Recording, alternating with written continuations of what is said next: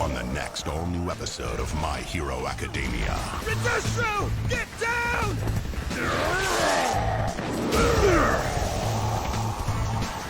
Something's in the way.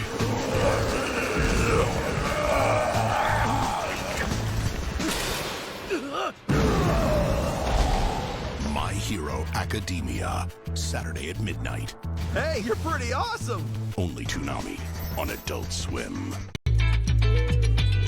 Back in the early days of Toonami, we used to feature amazing fan art. And now we're running it back again. Oh, not bad. I can let loose. Hey, you're pretty awesome! I know the truth. You would do anything for your friends. Good. Ta-da! Every month, we're showcasing your creations. So keep sending in those pics.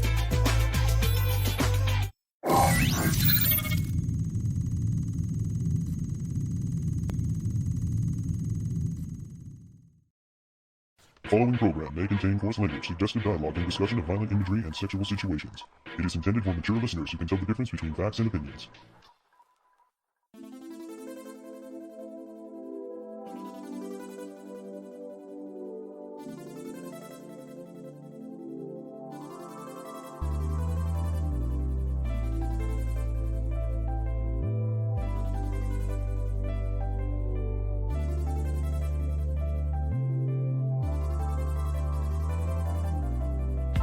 It's Lupin and the mother of all mysteries on this episode of the Toonami Faithful podcast. I am your host, Sketch, and with me I have... editorial writer, Happy Kuro Kitty. And... another editorial writer, VLord GTZ. And bringing up the rear... a third editorial writer who's laughing at that pun, LaserKid. And my cat's Momma. here to join us. What is the name of your cat? Kyrie. Kyrie. Oh, that's cute. Yes, and of course, she's a black cat. Of course, that is on brand. It's on brand. Yes. Yes. So, once again, Lupin has ran off into the sunset, running away from Zenigata, but we got to talk about half a season. And I'm not going to belabor the point. A lot of things happen. I'm not going to talk a lot about them, but there are certainly things that we want to talk about. So here we go with the second half of Lupin the Third, Part 6, Part 2. The better half, no question. The good half. I like the first half, but I don't love it. I love this half. Yeah, I think this is the stronger half. Though I think it suffers from a similar problem of not quite sticking the finish, but not as bad as the Holmes arc did. Oh my gosh. Yeah. Oh my gosh. There are things that I liked about the Holmes arc, but I like the concept. The concept is good. The execution, not so much. I really feel like the Holmes arc would have been better if they just used what they had better, because I loved it until the end. But pretty much, they had all of the makings of a good first half, and they didn't execute. So yeah, and that is unfortunate. And it really makes you wish that this is not the last we'll see of Holmes, considering a little run-in with the professor at the end of this half. I do wonder what could be in store in the future. I was really hoping they'd rope him back in when that happened. I'm like, oh, are we going to do something he cool makes an appearance. He makes an appearance at the end arc of Part 2, I seem to recall. And I remember I was like really confused. I was like, wait, what? And then I made the connection, he's Moriarty, I remembered, and he's trying to help because he wants Lupin to be in his right mind or whatever. Yeah, he said something about not wanting Lupin off the board. Right, no, that was Moriarty. Yeah, I knew Moriarty. Like they're setting him up for they just call him the professor, but we know it's Bichon and Moriarty. Oh yeah, no, I totally caught that. I thought you were saying Holmes was there. Which is even more Bishonen than Moriarty the Patriot. Moriarty. Oh, God. Yeah. Put those two in a room and just, watch Fangirl's vein. He's like a Ultimate little. Moriarty crossover. He's totally like looks like a little like Shonen Prince character. Like he's like a Yeah. pretty boy. It's ridiculous. You are absolutely right. Also, It doesn't fit at all. my absolute getting a much better look at him, my theory of who he is just shot out the window. Yeah, it's not. It's not that kid that. No, that, it's not. I can own up that when I'm wrong. Jigen I may have been interacted right with. about Housing Complex C, but I am wrong about this one. Would have been an interesting twist, but I doesn't really seem to- thought that that's what they were setting up for, because that's really what it looked like. But no, definitely not. Not with that look. Yeah, this kid also seems a little bit older. Yeah, that's actually immediately what threw me off. I'm like, oh, like when I saw him at the end of the last story arc, he looked shorter and didn't quite get a good look at him. I'm like, okay, maybe no, gone. Yeah, no, but I do wonder why Moriarty is so much younger than Holmes in this. But That is a good question. Yeah. Also, is it like Moriarty Jr.? Ooh. I don't know. there's a lot of characters to keep track of in this season too. Oh my Yes. goodness. I was doing a Let's really be poor the- job. Blessed be the Lupin the Third wiki. Yeah. Yeah. Yeah. So, well, this is a globe-trotting season in which Lupin and the gang go many different places and meet many different people, including like a girl per episode. You've heard of the Lupin And they're girl, all almost important. Yeah, kinda. Yeah. Some Ish. They're much more than important-ish. others. Well, they're all connected to a central figure. Some of them are. Well, in some degree. Yeah. That central Some of them figure, are more, some of them are less, but yes, yes. Some of them are like these are just girls that his teacher taught at some point in their lives, and others she definitely did a lot more work with. yeah, I don't know how much work she did with our friend doing the our friend Gabby doing the crazy Yeah, samurai. doesn't walk. seem- Look, we're assuming you all have watched this season, and we're gonna say brainwashing straight Oh, up. Tomoe straight up, brainwashing. is Yeah. absolutely in play here. We know. We're hoping you all. If you did not watch this season and you're listening to this, well, that's on you. Why would you listen to We the gave you second weeks. half of We of did. yeah, I don't know why you'd want to do that, but So, first of all, if you didn't listen to the first part discussion that Kuro helmed, you should definitely do that. it was, Should do it was that. fun. Second of all, you should definitely watch the rest of these episodes if you might say it was a missed. fun ride. Oh boy, if you I didn't missed know I was the doing opportunity it. to see them on Toonami, they are still on High Dive. You can watch the dub there. I would actually recommend that you do that because sometimes they got like, well, first of all, you get the episode previews, but Those episode previews are great. Yeah, they are. sometimes there are differences. Well, also, there's a rewatchability to this season because of how complex the Tomoe arc was. So I think that even if you saw it, it's not a bad idea to rewatch it just because you might see something you missed. I know there are things that I missed. Oh yeah. I intend to watch you, it again with a certain person that I know, who you guys know. Don't know if I should shout him out or not, but Okay. Well, yeah, he's gonna have fun When- with this. When you get to the end of the season, you're like, oh, I should probably pay more attention to some of these other episodes involving these other girls. Like, Yeah. there's probably Yeah. some significance that you did not realize at some point along the way. That is to say, this story involves Lupin trying to find Tomoe, his once mentor teacher, who tried to brainwash him into thinking she was his actual mother. And it works for a moment, but he's able to break out of it due to the power of friendship and Fujiko. And getting shot. Yeah, that helps too. Okay, so can I just say one thing? Like, I was with the whole tracking down Tomoe part to get back what he thought was stolen until the end, where it comes out that she had laid this trap of brainwashed women for him to find that were all giving this mind manipulation. I'm sorry. That's a load of horseshit. Like the complete like lack of believability there, even for if you sustain your disbelief for a minute. I mean, not sustain, but suspend your disbelief for a minute. That was the one part of this that didn't fly for me. And then on top of that, like she was like getting away from him, but also she was trying to catch him. So like that didn't make sense. It would have been more believable for me if she had been actively trying to not get him to find her, and then finding them. It was like that was the confrontation rather than her trying to capture him. Because if she wanted to keep him, like I feel like there's an easier way and she could have done that a while ago. But instead of setting this trap, I don't know, like that was the only part of this over elaborate trap that I only half understand. It's like, if I tell you, you won't believe me. So I have to somehow trigger your brain with things I implanted into your head when you were young.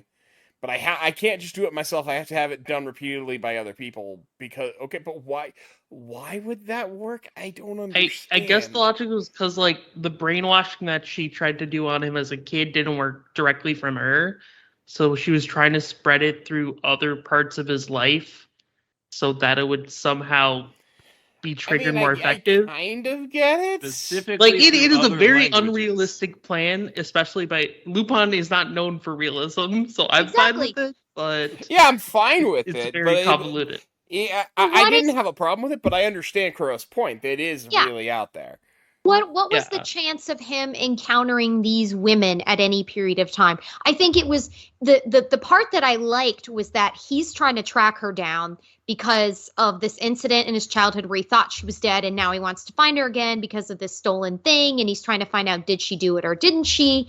And then realizing that she survived and she taught all these other young women, like that part was like, oh, that's a really great mystery. Like I was totally hooked for that story. I think this is the part where I would say, and I don't know if this is what you mean, Sketch, where it fell flat, that they made that the final climactic part of this rather than something else. Like if I were to rewrite this, I would have gone along with like, you know, him finding her and her, you know, have been trying to escape him and having some truth she found out through the treasure, or why they set her up if they had set her up, but we know she didn't. She actually did steal the stuff or something like that, like really interesting, you know, bomb dropping. And then it's an interesting wrinkle that it was actually Lupin who stole those items for her. That was kind of neat.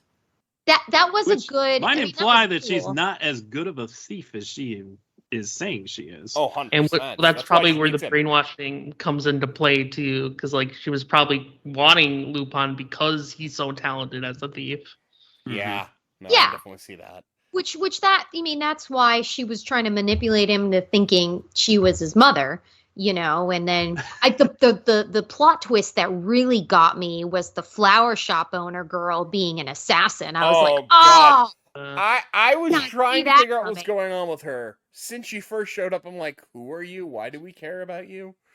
No, I thought she was just some peaceful, passive girl. She got hurt and he wanted to protect her. And I was like, I buy it. And then like, oh, plot twist. Like that was a great plot twist. I didn't see that. Yeah, I will say that in the episode where she confronts Ariana, she turns on the nasty a little too soon. I'm like, well, you just played your cards. Yeah. Yeah, damn. At first, I thought it was actually going to be the other way around. When they were confronting each other, I'm like, Ariana, are you the bad guy? What's going on here? Hey. No, Ari's perfect. Yeah, apparently. Ari never did no wrong. She's great, though. Like, although even as a potential villain. Word for Lupin, and I still don't know why. That? Yeah, I'm not... Well, she was one of, I understand. Correction, Ari did at least one thing wrong. You know, I thought she was one of the failed experiments. Like, it didn't work. Yeah. Why would she record that for Lupin, though? Yeah. She was trying to get him to lead her to Tomoe. Then why was she in and Mafia at odds then, because that's what Mafia She wanted. she was trying to get him to lead. Oh wait, who? So not Mafia, not the assassin. Ariana. Ariana, Yagura's new squeeze. Yeah. Oh But they're boy, we're totally talk not about how love, we Yagura swear. totally screwed up there. Wait. Now you're gonna have to, because I can't remember Okay, all these so, characters. Ariana is the policewoman from Yeah. Yes. Italy. Yes. She was attacked by Matia, Yes. which was a big twist. And Yes. and Matu, Ariana, who we thought was precious. she is not, or at least she's not just precious. She's a little bit more. Yeah. Just a little bit. And but Ariana gave a message to give to Lupin. She gave it to Zenigata, and Zenigata played it off of the tape recorder. Why did she send that message? Because she's pre-programmed to. Ariana was pre-programmed to send that message. All right, I'll buy Because she that. didn't I have don't a buy that chance. because there's no trigger for that. She didn't. No, I mean, that was the way I understood it. It took me a while to get it. It wasn't a good, well explained, but my understanding is because her brainwashing led her to do that, and she never got a chance to meet Lupin. Because if you think about it, she never did encounter him up front. Like that was why she recorded it, because she knew Zenigata was going to see him, and so that was the only way she could get her message out. Yeah, I could see that trigger happening if she saw Lupin for sure. But she was dying. I don't know why that's a trigger. That's a really out there trigger. I feel like so much of this is contingent on the fact that we're supposed to view Toei as this master planner of this entire plot. But when the actual final confrontation happens, she's kind of just taken care of pretty quickly. Lupin just straight up shoots her. Yeah, she's not intimidating in the slightest. No, and honestly, that's probably where it falls short is... Honestly, for all she's built up to be, she didn't actually have that good of a plan. Not really. And honestly, it kind of makes me wish that maybe there would have been more focus on Mafia instead, and maybe propped her up as the main antagonist. That would have been pretty cool. Hey, brainwashed Lupin scared me a little bit. Yeah. I was really concerned. When he was just completely ignoring Fujiko's advances, I'm like, oh no, he's gone. Something's more powerful than Fujiko. That is a powerful force, man. I only went along with this plan because I got to slap you. I can't keep pretending like it doesn't hurt. Okay, so we have to talk about my mother's documents, I feel like. Oh, man. Yeah, that episode is rough. I really liked it, but it is rough. I was thinking about it for a sec, and I finally figured out what that episode reminds me of. It reminds me of the woman called Fujiko Mine, because it's heavily involving brainwashing and fragmented memories. VLord's finally going to get me to watch that show, is what I'm hearing. Yeah, Laser, if you like that episode, go. I did like that episode. And I tried to watch that when it was new, and I just couldn't get into it. But maybe I just wasn't ready. Maybe you weren't. I hadn't seen part 4 yet, because part 4 didn't exist yet. I'd seen part 2. Well, so anyone who doesn't remember, that's the one where a girl is sort of recording a podcast where she's getting to know her mother through her mother's diaries. And her mother apparently died when she was young, and then she had her as a teenager, which we all learn slowly as she's reading her mother's diary. And then it becomes pretty apparent that the boy she thought was her father, the boy her mother really liked, was not the father. It was another boy who had sexually assaulted her, and it was just dark. It was dark. And then Tomoe comes into play, and this is the part I got confused, because I was like, whose memory is what and what happened at the end? But it was just so disturbing for me to watch that and I know in the podcast Sketch has mentioned in the past about, knowing your limits for certain things. And this is one of those that you kind of, if you can tolerate it, you rewatch to kind of get how it ties into the whole Tomoe arc. But I just can't. I can't personally. It's too much for me. Out there, but I really liked it because it slowly builds up what's going on. We're getting, things going back and forth. Also, the old lady that was the caretaker there, or not the caretaker, but the God, I can't think of her name. But the lady that was there, The grandmother. Yeah, the grandmother. She's not all there. Yeah. Oh, I Anna, think she was under Tomoe's brainwashing because she was like flashing evil grins and talking to her like she's her mom, and oh god, there was something wrong Or there. she just had Alzheimer's. Well, VLord, then what as soon as it was all done, as soon as Lupin saves the day, she would go, "Oh yeah, it's good to see you. I'm great, and no, just fine." I'm really intrigued when you say this reminds you of a woman called Fujiko Mine, that this episode reminded you of that. Yeah, I mean, like, I guess it was like the idea of like there being all these fragmented memories and like switching between like what's kind of reality and fiction with the brainwashing, because that's kind of a common theme in Fujiko Mine about like Fujiko understanding like what are real memories and what are her past, and then like having to deal with like learning about these traumatic experiences. People are not ruled by their memories. Sorry, wrong show. Also a banger. But like it's a very different type of tone than what you see in like a standard, I guess, Lupin episode. So I guess that was the closest thing that really stuck out to me in similarity. It is from Lupin. Extremely disturbing what Tomoe tried to do to Finn's mother. The mom's name was Mario, and the girl's name was Finn. Yeah, Mario passed away. I think she might have died in childbirth. She died in childbirth, from what we could tell. Yeah. Yeah, and so frankly, what Tomoe was doing was pretty pointless because it's not like it even had any lasting effect. Yeah, it but obviously didn't end up working. But the goal was to make her believe that the person who assaulted her was the one she loved. Yeah. Which is I thought weird. it was the one she loved was the one who was the father of her baby, and that she wasn't assaulted. Maybe I got that wrong. It was a very confusing episode. No, because she kept on talking about how the other guy was not Sean. The other guy was Alan. So Alan was like Alan was such a stud, and you always loved him, but not me because he's a jerk. Yeah, it's even more messed up when like they mentioned the fact early on that like Tomoe was hired by her father too. Yeah. Well, like, apparently Jesus. she also worked on Mario's mother as well. So this is like a multiple generational thing. And it clearly was attempting to hit at Finn indirectly through recordings, although I don't know if 4D just was that hardcore, but it almost worked. Yeah. So that was a disturbing.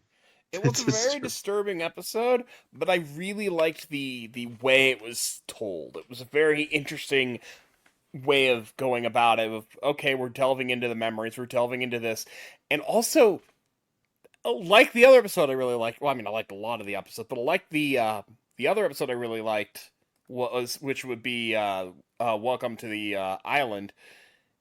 It's kind of not a typical Lupin episode. Our characters are there, they're doing things, but they're not the focus. But it's really interesting to see them in a different context. I mean, Lupin was totally saving the day at the end of my mother's documents. It's just like, yep, Lupin's here. There was something about that I just realized. The girl, it wasn't Marie who shot the boy. It was another student, because then she kills herself. Yeah, it was she had another another victim. Yeah, go Absolutely, on. She did.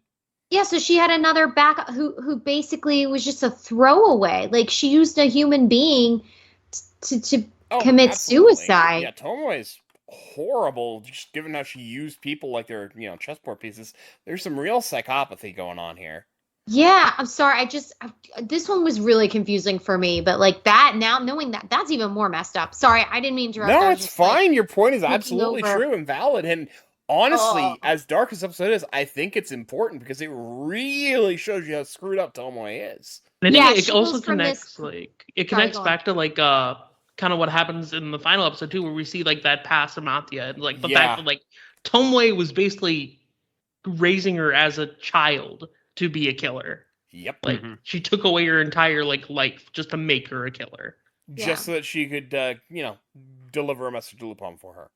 Yeah. Indirectly. Somehow. And honestly, I think it adds to what made it interesting, about the mystery is because you start off with what you thought was a guardian who was a person of intrigue, and gradually she reveals herself to be the witch of the name of the arc. Like, she reveals herself to be a proper villain. She goes from being intriguing and fascinating to horrible.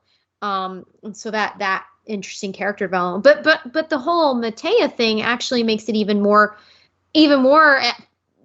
fascinating. And I kind of wish now that they had focused more, because you just had a few minutes where you saw her childhood raised as an assassin. I'm like, that could have easily been a whole episode just about her and her being raised that way. Yeah, I kind of wish that we actually got that. Yeah, I would have been good to get more Matea just to figure out, because when she first shows up, Lupin acts like he knows who she is for some reason.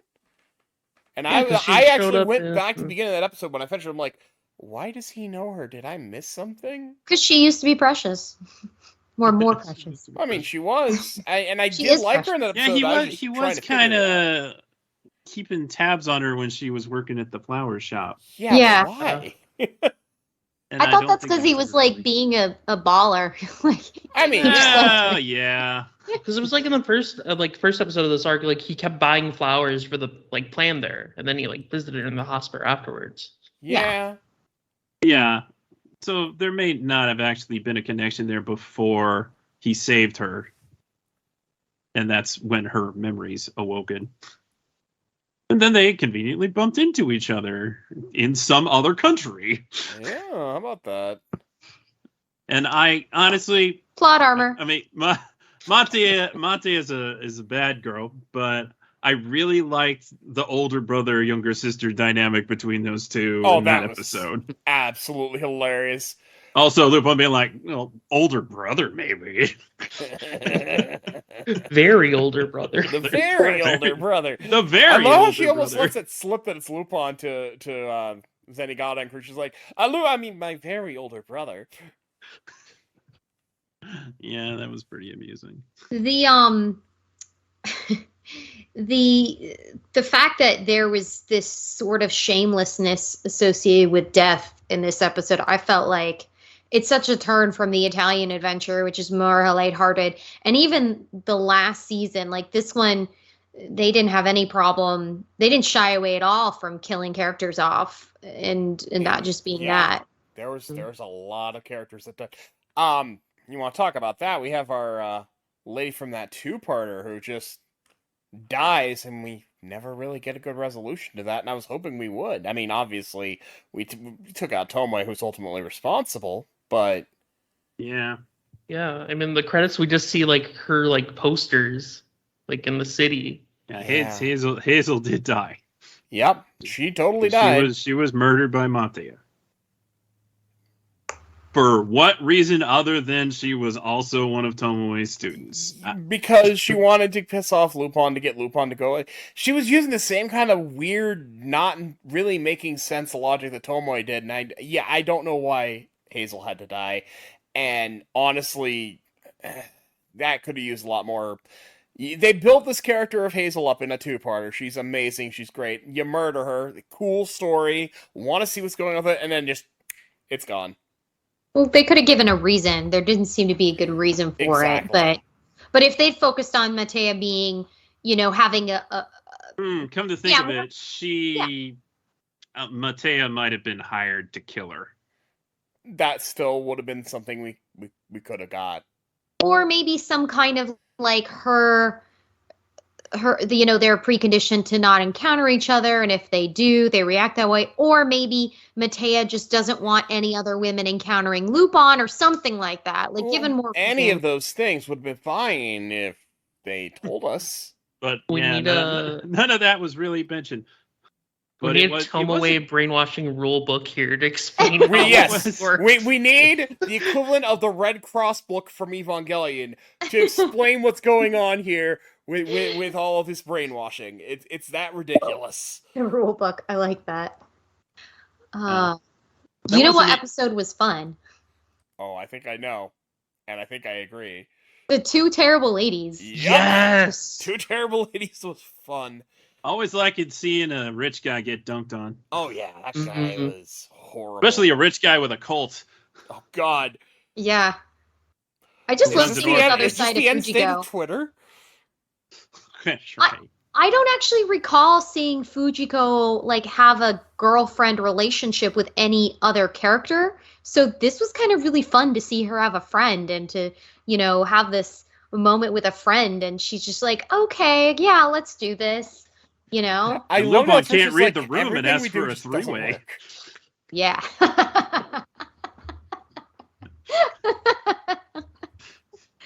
Oh. I didn't mean it that way, but sure. I mean, they threw in they made it dark too by throwing in the child slavery and child trafficking and shit. Well, but they tied it into the overall storyline. Yeah. Yeah, they really wanted to curtail any fun we might have with something depressing.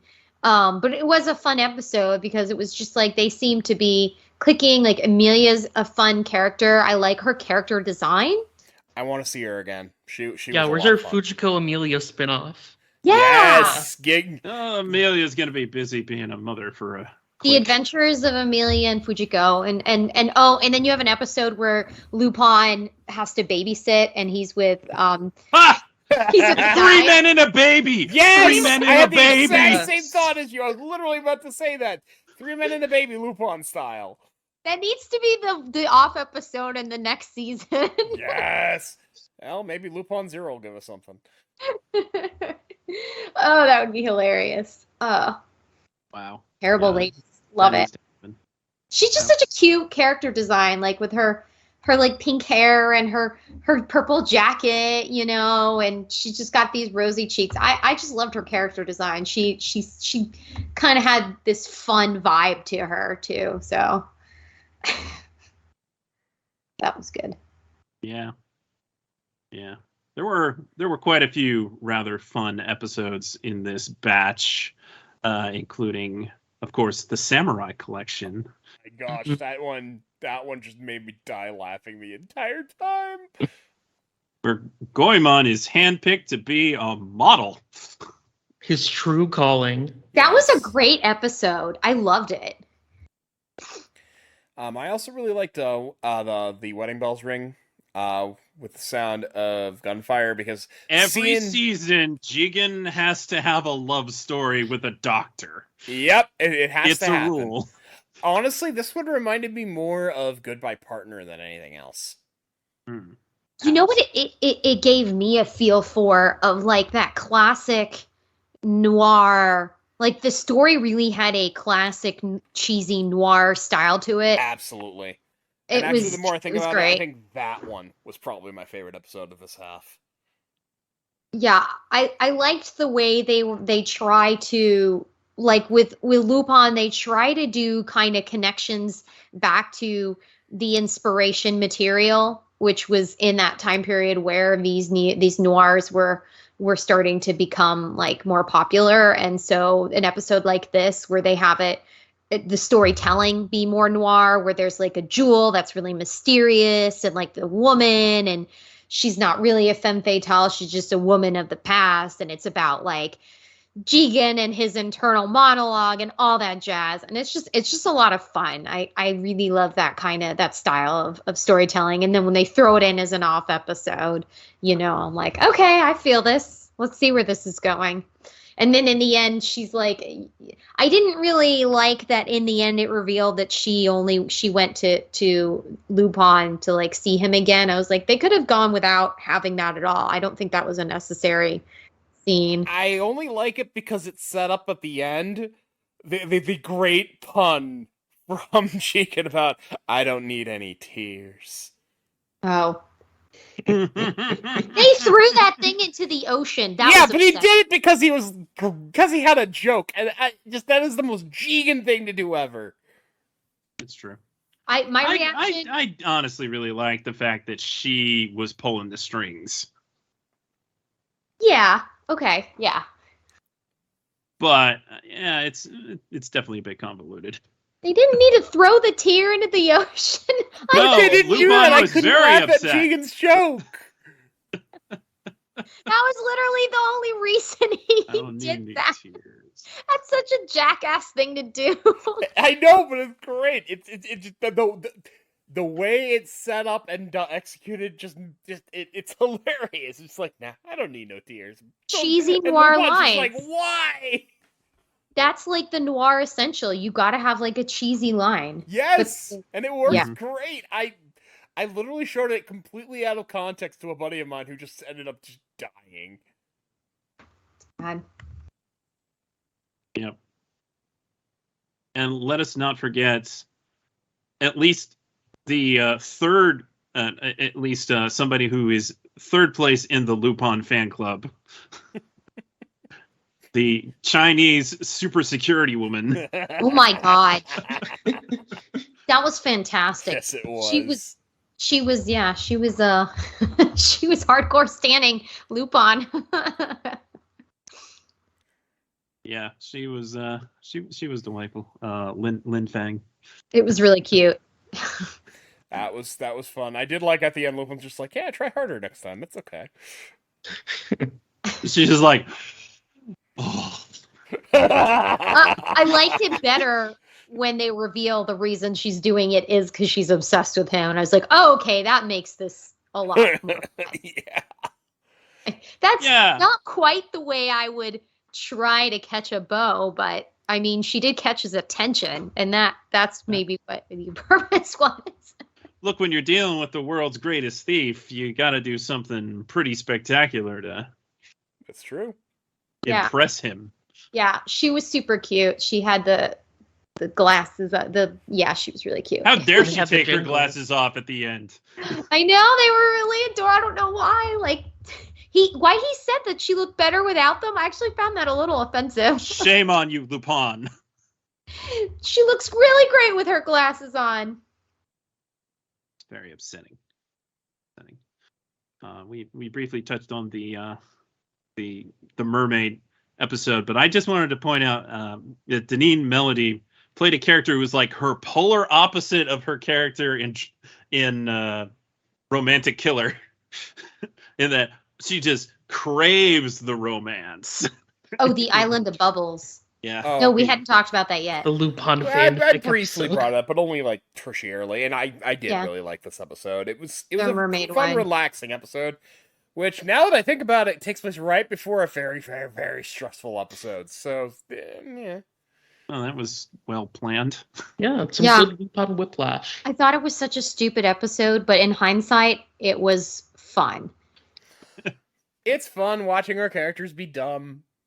And I mean, I liked the fact that the guys are really clueless, and the way that she's got a whole fangirl, like she's writing her own comics and descriptions and that part of everything, you know, and having Fujiko wear this mermaid the sickly costume. samurai.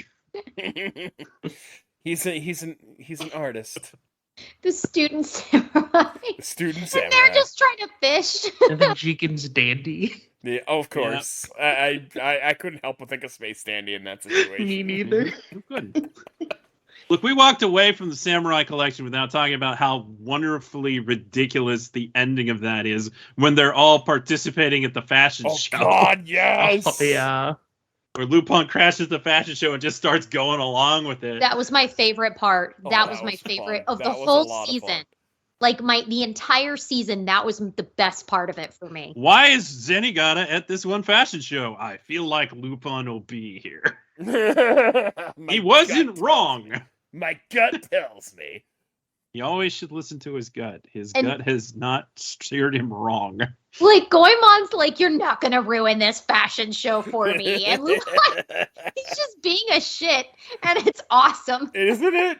Oh gosh, I think I made a comment when I actually watched it to you guys. I'm just like, this is great. This is just too insane. It's highly rewatchable, and then I love that Gabby's like embracing all of it. She says, "This is amazing. This is art," and I'm like, "Yeah, it is. Performance art." Performance art's a kind of art. Let's talk about her manager, who has very strict rules about dogs are fine as long as they're small, but absolutely no samurai. How I did guess he even samurai get are okay. recruited? How did he even get recruited? I wonder. I'm trying to think like how he became the model to begin with. There was no transition. She just saw him out in the ice. She saw him out in the ice and said, "That's my model." A perfect specimen. I think she saved him from She did. drowning too. She absolutely did. Okay. Which meant he was indebted to her. So he was going to go along with whatever, but he really took it seriously. I thought that was a dream. I don't think so. No, I didn't think it that way. No. I'm saying I misread that entirely. Oh, I see. I misread that so. It came so to me in a badly. dream. That must have been one of the moments when I was drinking too much wine. Could be. Right? It comes on pretty late. I can't guarantee in what state I'm going to be by the time it comes on Toonami. What can I say? Another reason you could watch it on High Dive. You can watch it when you feel like it.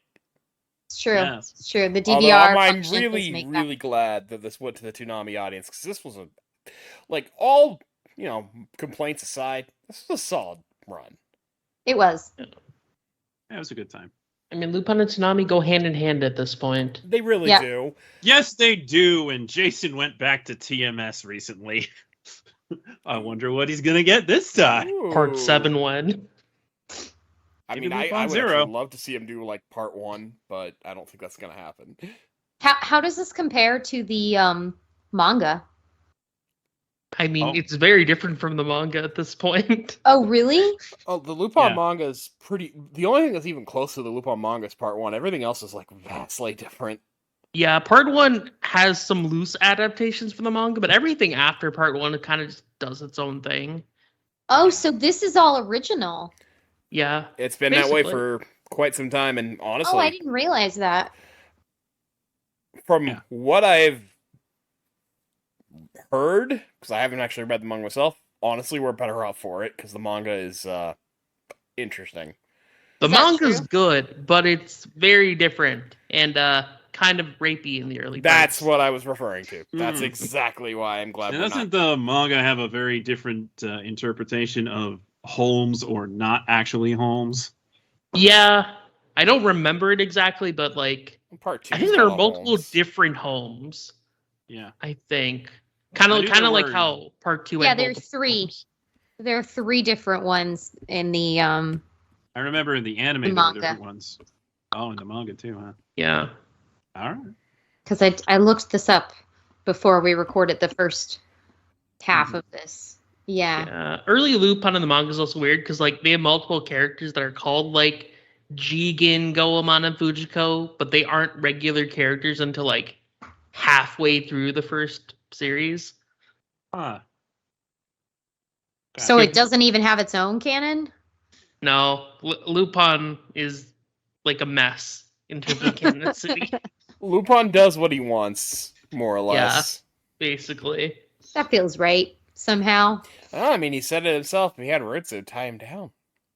Ah, that's true. Classic Although, Lupin. I Throwing legit want to away know what was something in of that significance. What's in the box? box. Come on, we made this big deal Yeah. about it. I want, even if the characters don't know, I wanna. Hey, Yeah. that was really annoying. But that ending sequence was beautiful, Oh, where it he was. just goes away with his friends. That was just Mm. chef's kiss. Loved I it. agree with that. Why did Zenigata just let him get away that day? I think it was more of an honor between. I mean, between the two, you take out the psycho killer before you take out the world thief. Yeah, Zenigata just has his priorities straight. Right. I mean, she killed a cop. Now she didn't Well, she actually. tried to kill a cop. Oh, Attempted she murder of tackled a cop. And she killed the would. cop. He even kind of comments, if you actually died, you would be in a much worse position. Yeah, that's true. So I feel like that's a way worse crime. Oh yeah, no, and that's it's a priority. Worse to kill a cop than to kill a politician. And because they blew up the mansion, there's no Tomoe body, so he can't even charge Lupin with a murder.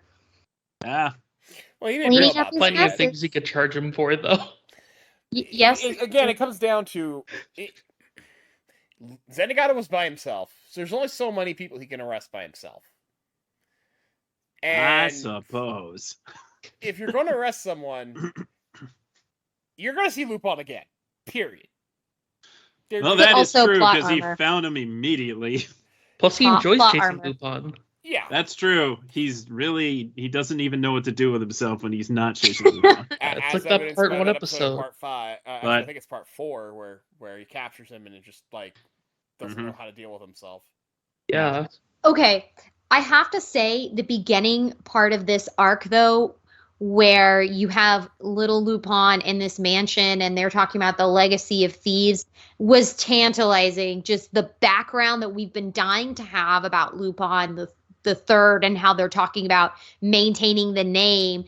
And it was just such a great element to highlight the legacy of his grandfather, who he's of course named after and who, was the inspiration for this whole series and whatnot. But like, I don't think we've ever seen an actual background on Lupin before.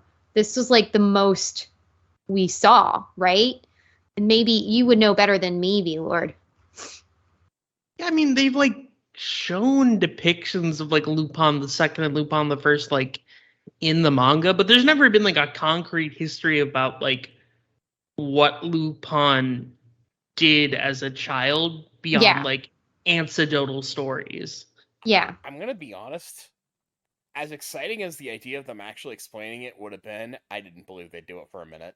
Yeah, me neither. That's No, part but of the mystery of Lupin. Like, you don't know really what's real and what's not real about his past. Well, they give you just enough information, like not giving you everything, but just enough to be like, oh, okay. So like he had some training and there's a legacy he's upholding. Of course, he's doing everything his own way, like we would expect from him, but just like that aspect of it was very, revealing in a fun sort of way. Yeah, no, it was.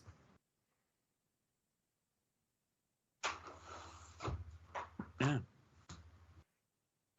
Well, perhaps there was enough criticism. I mean, I doubt this actually happened, but let's joke that there was enough criticism that we didn't get enough about Lupin's childhood in this series.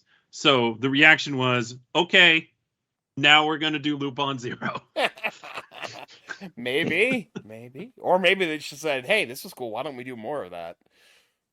That's more likely. Because, I mean, it's... Yeah, I did find it interesting when they announced Lupin 0, though, that they did specifically say they're adapting some of the Kid Lupin stories, which I'm happy with, because, like, those are really good, but it's like, they're also, like, much closer in tone to Part 1 Lupin, so it's kind of interesting they're going with those. Yeah, having seen most of Part 1 at this point, I need to finish that, but I'm actually all for it. Part 1 Lupin is not as different as people make him out to be, honestly. It kind of mellows out by the second half. It honestly, it mellows out after, like, the first 2 episodes. Yeah, I guess the worst of it's in the first 2.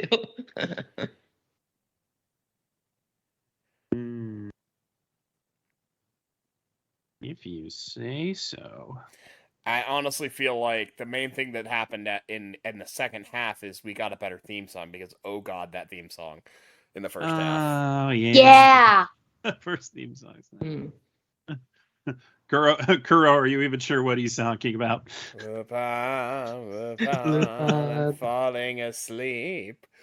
It had this like they were trying really hard to do the noir thing, and it was like a horrible fail, and it was just fan-fucking-tastic. And then what they actually ended up settling on in the end of Part 1, which is just like this, wait, what? Are we in Mexico now? This is awesome. They're just repeating his name over and over. The second one did that's a the much second one. That's the better second job. intro, which is just... That one's weird. No, And they that also one like they to say were the Walther. I felt like that one had more of a noir-esque, like it was jazzy-ish. Yeah, because they just have a lot of fun with it. These, like, I feel like with these openings and closings, like they're trying to maintain a certain mood of the series, but they don't want to stray outside of like the style. And so what comes out each season tends to be pretty wacky. Yeah, I will say we've got a standard intro by now with the Part 2 intro basically being the Part 4, 5, and 6 intro. Yeah. But it's slightly different. Yeah, it's slightly different. You want to talk about endings, though? I like the ending to this back half of part 6 like 20 times better than the one from the first half. Oh my gosh, it was so well done. This lightning happy Fujiko song. Oh, come on, Kuro, there was cats. I mean, there was a cat there. I don't remember the imagery. I just remember the music. I mean, there was to go watch It was Fujiko and a cat and like a glass of milk or something. Oh, this sounds familiar. Yeah. Wait, I'm gonna look it up right now. What have I done? No. I'm gonna look it up right now. Keep talking about it. I mean, it's like something dramatic happens and then. Yeah. I mean, it wasn't bad. It wasn't bad. But what they chose for this half felt way more Lupin to me. Was it better than the part 2 ending? I mean, no. But what is? Nothing. I mean, the fact that they used the part 2 ending in that episode we were talking about with the two girls as kind of a Fujiko theme, that should tell you all you need to know about the part 2 ending. Yeah, I mean, that ending is literally Fujiko just driving on a motorcycle. Yeah. Well, again, I love that they used it. My ears perked up when I heard. I'm like, that's the part 2 ending. Okay. The image where it's just a shadowy silhouette of her. She's holding a cup of tea. And then the cat is walking up and there's a little, "Do you love me?" And all I could think was like, I need this in a poster in my house. This is amazing. Oh yeah, no, the artistry on that ending was great. Yeah, the and then they have like blue, brown, and white. Yes, like that's that screen right there. Just gonna screenshot that, make that my background, and get that printed and framed for my wall. It's perfect. Yeah, and it felt very French too. Like it was. It did. It was very French. But the little black supposed to be England, though. Yeah, it's supposed to be in London. No, but they're not. He left London. Remember at the end of the one we're talking about is over the first half, not the second. Oh. The second half one is actually probably would have fit London better. Because it has like, the telephone booths and stuff. Okay, now I'm super confused, but yes, whatever they said. Sure. I don't remember. My Doctor Who I watched this when I was supposed to. Unlike you guys, I watched this when it was airing and then finished it out like the last arc like all at once from my DVR. I mean, I watched the first half as it was airing roughly. The second half I basically all watched between like a week ago and then like a couple of days ago. Like I remembered plot elements, but I definitely didn't remember the openings and endings as well, which is why I'm having to read them right now. So I made a short call for talkbacks. It was only about 6 hours, so I didn't expect much. But the only talkbacks we have are from other staff members. So the first up from Stephen Oz. A very fun and mysterious arc. I was surprised that all the women that Lupin met along this arc were under Tomoe's trance. Interesting bit at the end with Lupin throwing away who he is related to. I wonder what that said. Was Tomoe his real mother? Probably not. But thank you for the commentary, Stephen. And similarly, Brittany Cooper, another one of our staff who was recently on one of the podcasts, says, very good arc. Lupin should have kept the box because secretly I wanted to know what was in it. By the way, can we call Tomoe obsessed or is that too much? No, obsessed is a word. I think obsessed doesn't get across the point enough. Probably insane. Perhaps. Yes. She could have just, in all the effort she spent, she could have just had her own baby. Or even like one of these women she manipulated, actually train them to be what she thought Lupin was. Or adopted a boy. I'm just saying. So briefly, it seemed like it was setting up for Mattia to be her real child. Yeah, it did. It did. For a while, I thought Mattia was killing off the quote-unquote fakes. That's what I thought was happening at first. Oh. Ooh. That would have been interesting. Like, no, she's my mother. She's not your mother. I'm gonna kill you. That's what I thought was going on at first. No. She and Lupin were gonna have a big, fun fight. Matia doesn't care much for Mommy Dearest. No, definitely not. She was very upset that Lupin killed her before she could. Yeah. But you know Lupin had to do that because he didn't want Matia to do it. Did anyone else get, like, hearing Tomoe, the name, get triggered from playing Ghost of Tsushima? No, I was getting have to ask. triggered as a fan of a certain other Shonen Jump franchise that I will not name. Okay, because the Tomoe thing, like in the game, I don't want to give it away, but like the whole surrogate daughter thing was part of that story arc, and I was like, oh, that's interesting. You know how that I don't think it was a purposeful connection. It just was an interesting one, and it made me want to play the game again. But if you haven't played it, play Ghost of Tsushima. It's amazing. I hear good things. As so- do I. One It's day so I'll good. play it. It's so good. What is Look, wrong with you? look, None none- of you play this game? I What don't the have a heck? PlayStation. What do you want from me? Get out. Look, Get out look, right now and go do it right Look. Sean Chiplock said the most insightful thing about playing video games recently. Because people asked him point blank, he's like, well, you were in Breath of the Wild. Have you played Breath of the Wild? And he said, well, Breath of the Wild is not the kind of game that I can just play with the time that I have. I have to, prioritize various things. And, Breath of the Wild is such a huge game and there's so much to do. And I'd want to do all of it if I started playing the game. So I can't start. I can't play it. Like, you know I what? feel that. I respect I that. don't understand that at all. I respect that because that's me when it comes to literally any RPG. Yeah, it's like when I play a Xenoblade game, I have to like dedicate all my time to Xenoblade and do everything. This is why I have a backlog of way too many JRPGs, half which are in the Tales series.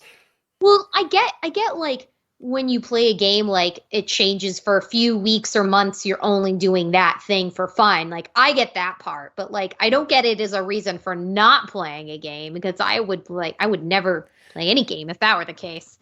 I mean, I'm with you on that, but the problem is I'll play a game and I'll get really involved in it, and then I'll just end up dropping it because something else will come up, or God knows whatever else is going to happen.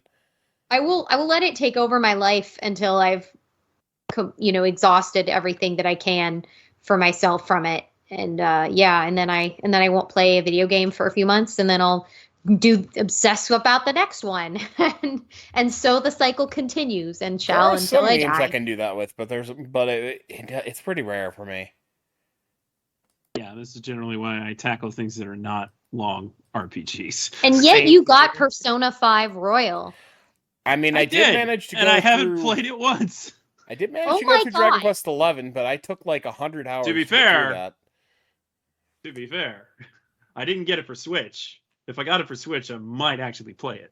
Yes, I sent you charts. I made charts for you to share, and I sent them to you so you could play Persona 5. You know what's funny is I bought 4 on Steam hoping they could release 5, and I'm glad 5's out, but I haven't even played 4 yet. Yeah, like I own 2 copies of Royal, and I haven't played either copy. Oh my God, you guys are missing out. It is so addicting in the best way. I want 5 badly. I don't have it, but I have 4. It's really, really fun. None of us have played Persona 5. You bet you didn't see that one coming. It's on my wanted list. Actually, it's at the top of my Steam wish list if anyone wants to buy it for me. I don't understand. I didn't say it right. You get out of here. You guys do not belong here. You have failed me. You failed me. There's way too many anime. Oh gosh. And VLord says there's way too many manga. I would rather be behind on my anime than behind on my gaming. There's just some things that I need to devote time to. Everybody has different priorities. Yes. Toonami talk back. Should Sketch and Laser and VLord play Ghost of Tsushima and Persona 5? I can only play one of those because I play on PC. Let's make it happen. Toonami talk back. Oh gosh. If someone wants to buy I'm me a not PlayStation, kidding. then maybe. I do have a spare PS4 Oh in my my storage God. in Minnesota. I'm going to get a PS4 from VLord now. Bruh. A spare PS4. I mean, I have the PS5. Look, I don't should- need should- the PS4. I don't want to hear about your PS5s. I still can't get a PS5. I don't want to hear it. I mean, I'm just sitting here on my gaming PC, so, I'm happy. No, I want a PS5. I signed up for all the lists. Yeah, the What PS5 I is want is pretty a nice. Steam Deck. That's what I want. I Oh, want I have that the Steam too. Deck too. Steam Deck. Yeah, I know. I Stop. saw your Stop. Steam Deck. It was awesome. I just, if VLord, if you were in front of me, I'd throw food at you right now. If money You can't are buy so happiness, I guess I'll have to infuriating. rent it. To quote the great Weird Al. Oh boy. We have fun here. If you have any additional thoughts on Lupin the Third Part 6, you can email us at podcast@ToonamiFaithful.com.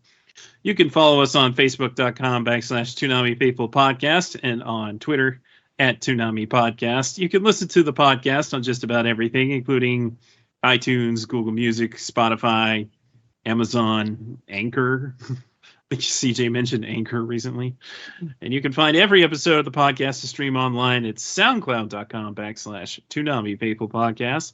And you get the latest news by following @Toonami News on Twitter and read the news, views, and reviews on ToonamiFaithful.com.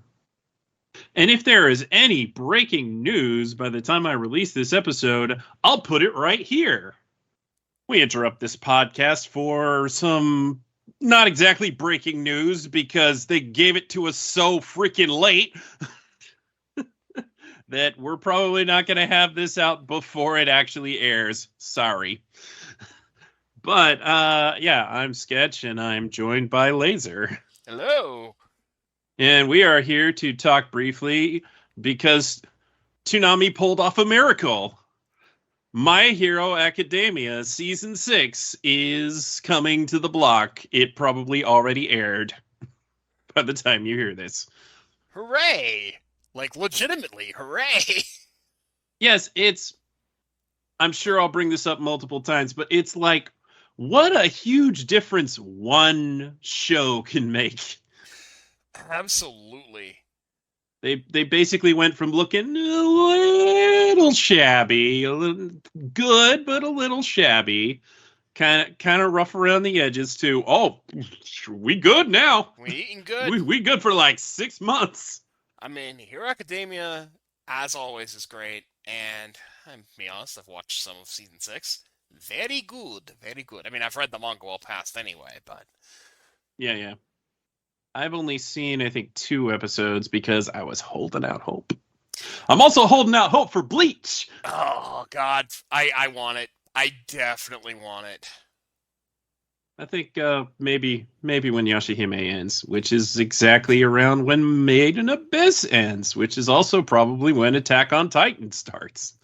Well, This is going to be exciting February, perhaps. Perhaps. And maybe we'll get some more of that Sentai goodness when we finish Made in Abyss. If they keep replacing a Sentai show with a Sentai show, they've picked up some good stuff lately, so I hope they're Toonami's taking a good hard look at that catalog of recent things and also recent dubs. Gachi! Gachi Ultimate Survivor! Yeah. My Okay. go-to is still going to be Ushio Getting over a and Tora, cold here. but, you know.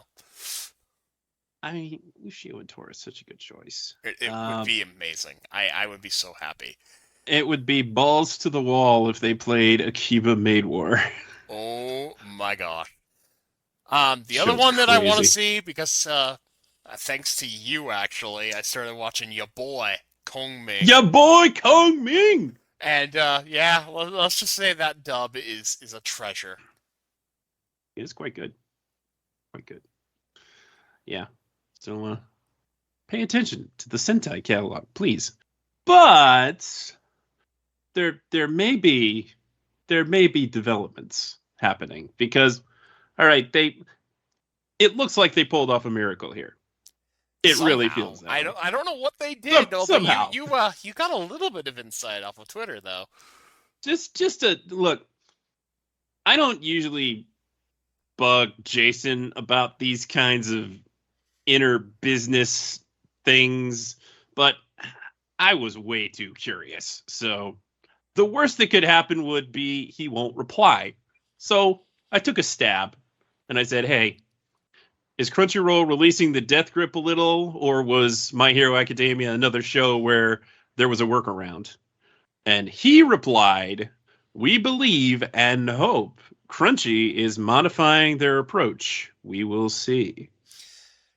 That actually makes a little bit of sense because they have to have been going through their own little turmoil through that merger and staff moving around and everything's been all over the place. Yeah. It could very likely be the case that a lot of what's making it difficult to play Crunchyroll shows is because the rights are a mess. Yeah, I could see that. But I don't know. They still kind of want to play in their own court and only their own court for the most part. But they do still put shows on Hulu, including their big shows, Spy Family and Chainsaw Man. Absolutely, they do. So that was a running agreement they had with Hulu, but they could have been butts about it if they wanted to. I mean, like, oh, here, have this other anime that nobody wants to watch. Here you go, Hulu. Yeah. Well, they sort of inherited that relationship from when Funimation and Crunchyroll merged. Yeah. Though there were actually Crunchyroll shows on Hulu at some point, like a certain season of Haikyuu was put up there by Crunchyroll. Yep. So, who knows? Hard to say whether or not this is boding well for, say, Food Wars 5th Plate. We can cross some fingers. I'm really hoping this is a good sign for Dr. Stone. Really hoping. Me too. I've had a lot of fun with that series.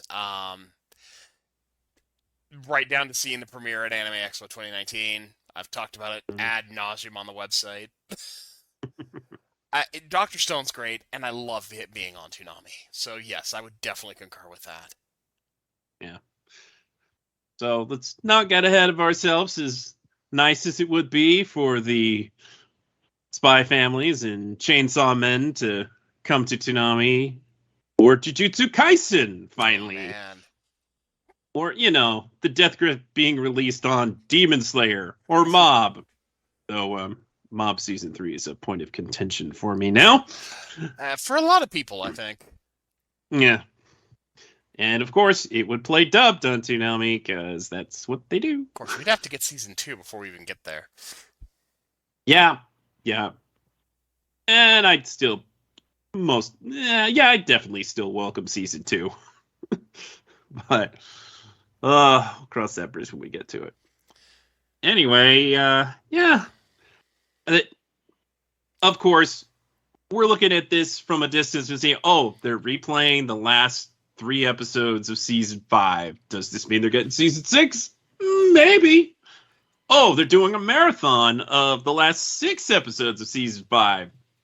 Are they getting season 6? Oh, I hope so. It had us wonder. I remember when we first saw the season 5 announcement, we all were like, did they just typo that? It's like, no. Yeah. No, we did not. That would have been a way more exciting day. To be sure. Yeah. It's like, oh yeah, My Hero season 6 and Made in Abyss season 2. We firing all cylinders, baby. Oh, that's a rerun. Oh man. Oh, but it's only the last 3 episodes. Okay.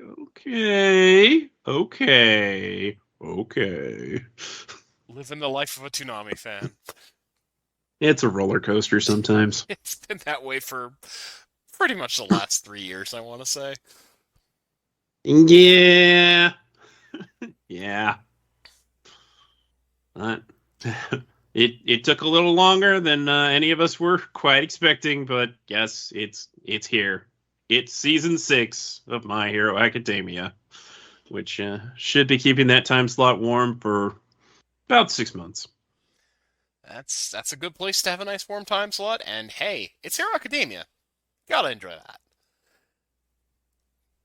I just realized we have Hero Academia and One Piece on the same block, and I'm actually really all about that. Oh, yeah. Yeah, that's a first, actually, isn't it? I think so. And both of those are two of my favorite Shonen Jump properties right there, so I'm pretty happy about that. Mm-hmm. Now, if only Yashahime wasn't in between Made in Abyss and One Piece. Yeah. Yeah. Yashihime's fine, but I'd rather watch One Piece, and I can go to bed once One Piece is over. You are nicer than me. I go to bed after new material because I'm just like, I've seen this one. I'm glad it's here. I'm happy it's here, but I'm not really watching it on Toonami. Honestly, sometimes I just live tweet the episode even if I'm not watching it. That's fair enough. If I wasn't doing other things on that around that time, I'd probably do the same. Mm-hmm. But I also have all of this on DVD. Right. Yes, of course. Of course. Oh yeah. It's good news. It's a Christmas miracle. It is a Christmas miracle, and while we don't know that this is Thanksgiving miracle, perhaps. You know what? Let's give it to the turkey. Christmas gets enough miracles, so we'll call it a turkey miracle. Turkey miracle. Yeah, but we don't know where this is going. But hey, I mean, at least so you're saying it has a chance. Now we can always say that now. Yeah. I was pretty much given up on even that, and now I can actually have that. I'll take it. Agreed. It's nice. It's comforting. It's not actually incredibly exciting because it's just more of what you've come to expect from Toonami, and I'd really like to see them branch out more. But they needed a win. They needed a win. Oh boy, they needed a big draw because ratings really aren't that important, but you still kind of need to get some eyeballs on this stuff.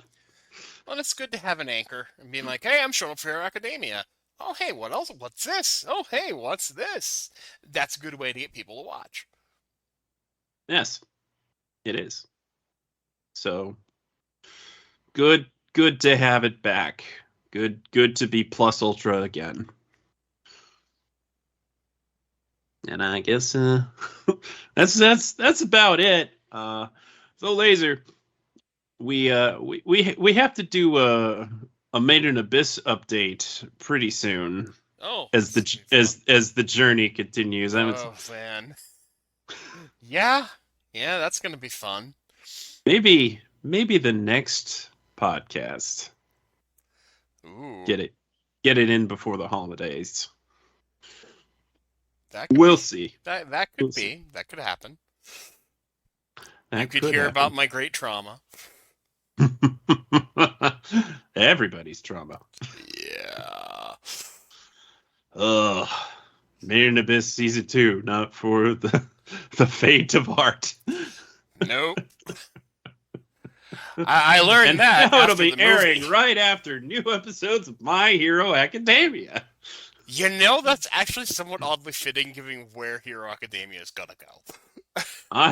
Honestly, when they started Made in Abyss Season 2, the same night that they were playing one of the origin episodes of Shigaraki, I was like, this is it's a secret lots of episode. Bad things happening to children for an hour. Yes. Now we just need to throw Promised Neverland and you get the trifecta. Yeah, well, they only have Season 2, which doesn't exist, so... Yes, I guess that would be a problem, because, Season 2, Yeah.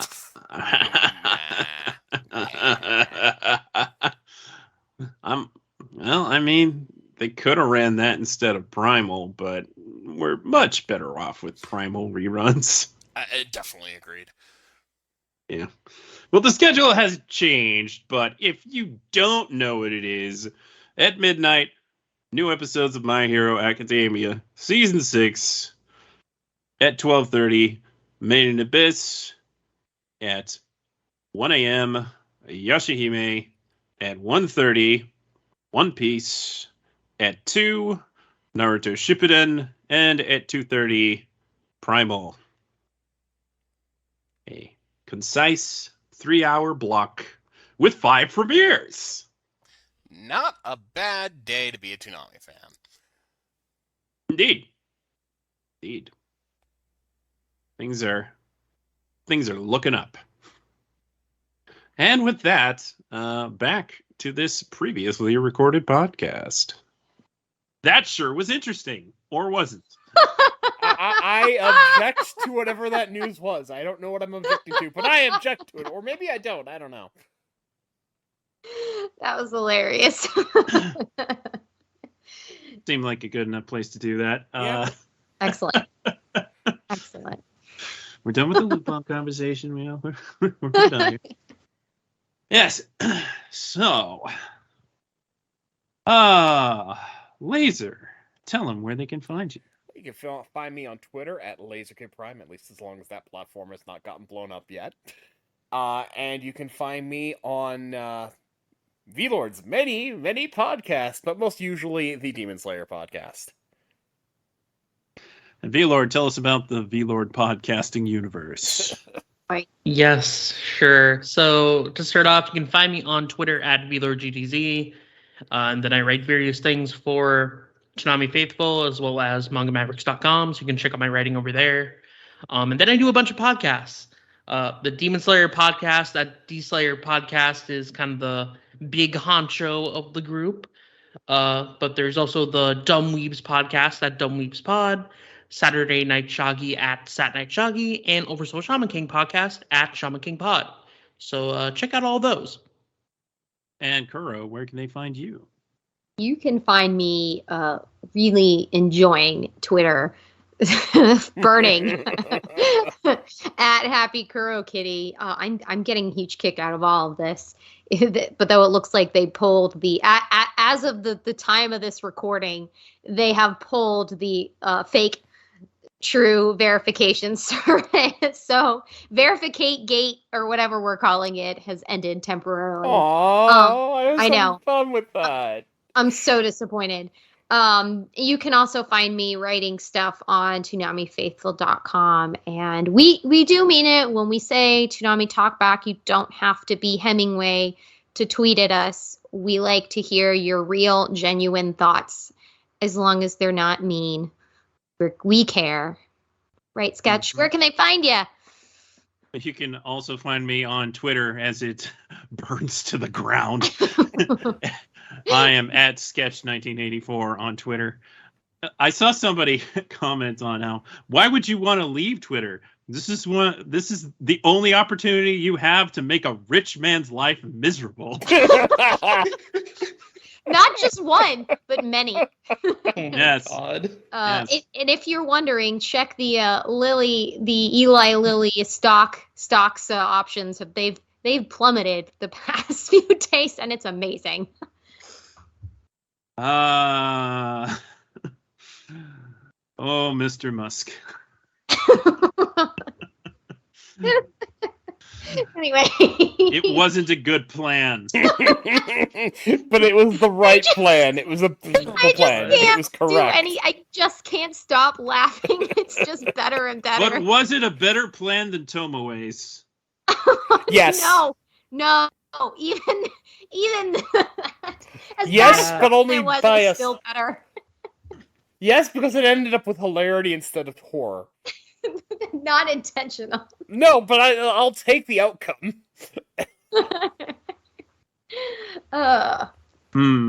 Well, thank you all for listening to this spirited conversation. It sure was a fun ride. It was a fun ride. Yes, we're going to let you live it down. No, I will never forget that I said that way too much last time on we talked about Lupin. It's the new anyway. Anyway. Anyway. Yes, thank you for listening to the podcast. Whenever we put it out, it's been pretty regular lately. We might be slowing down a bit, holidays coming up and folks are getting busy. But we sure did put out a lot of content recently. So if you haven't listened to our interviews with Maki or with Housing Complex C's own Kaylee Mills and Xanthi Hyun, then you should definitely listen to those. They're very good. Especially the Maki one. I had a lot of fun talking to Maki with VLord. Mm-hmm. Yeah, we had a good time. I'm so jealous. Yeah, we're sorry you couldn't be there. I know, me too. I was in New Orleans. Well, you were in New Orleans. That's true, yeah. Where, hey, fun fact, you can walk around outside on the streets and drink wine, which is like perfect for me. So I had a good time. It does sound like an unparalleled amount of freedom compared to the rest of. Yeah, I don't know what that's peaceful about. Anyway. Sometimes I wonder about those liquor laws in public. They just seem kind of needless. Unnecessary? Yeah. Or they're oddly specific. Like, you can have liquor here, but you can't have it here. Yeah. Or like, oh, you have to have it in a paper bag, like that somehow. You have to have it in a paper bag. Yeah, that's weird. I feel like that just makes you look like a hobo. Exactly. It does. It does. You're right. Guaranteed hobo cosplay. Okay, before we offend anybody else. Look. Are we really going to offend anybody who bothers to walk around drinking their booze with a paper bag? Fair enough. Who listens to this podcast? Who listens to this? That's a very specific demographic. That is a very interesting demographic, yes. Yes, very. And this is rated for mature audiences. Very anyway. particular. Yes. Though we did a pretty good job about not saying any bad words in this one. Hooray! No, I think I definitely dropped an F-bomb. Probably. Not the best at not doing that, but I think I did okay this time. I try to do You're that at awesome least now. once per episode. I'm kidding. I don't actually think that far ahead. It just happens. Language happens. It just happens. Fish happens. Yeah. That's a podcast. Yeah. Thank you for listening. And until next time, we're punching out. Peace. Never forget everlasting verification. Anybody else have a inkling to call their mother? TF podcast, the blooper reel.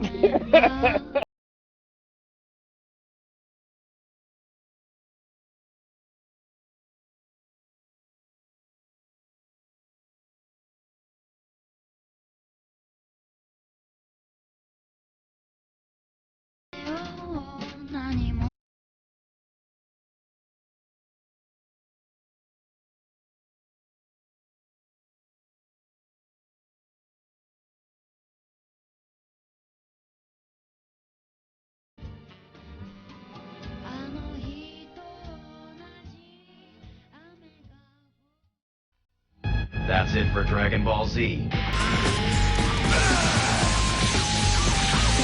Another DBZ is next. Welcome, Toonami faithful. Well, it was rough going for a little while, but we've come out of it relatively unscathed. The show's on, my team's strong, and DBZ's an hour long. It's the most powerful force in the universe. Now, I know you're saying it all sounds like bad news, but we got a new show out of the deal. So let's see those card captors out there. A picture is worth 1,000 words. Oh, yeah! Awesome. Attention, strange weapons are approaching. Where there's a will, there's a way. This is so cool. Fantastic power. Well, get a load of you. A tough little cookie and a righteous babe all in one. Connections between people run deeper than where they're from. It's amazing. Isn't it obvious? Perhaps those miserable humans would appreciate a little light show. All units assume Phase 3 battle positions! Anyway, let's go over the basics. Watch Toonami weekdays at 5 and weeknights at midnight. Get the address and send us a drawing of your favorite Toonami character. Then, look for your picture anytime Toonami is on the air. Think you can do it? You bet!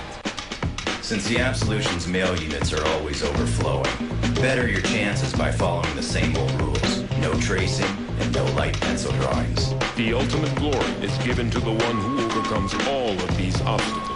Remember, when you keep trying, good things happen. So keep them coming, and good luck. Late.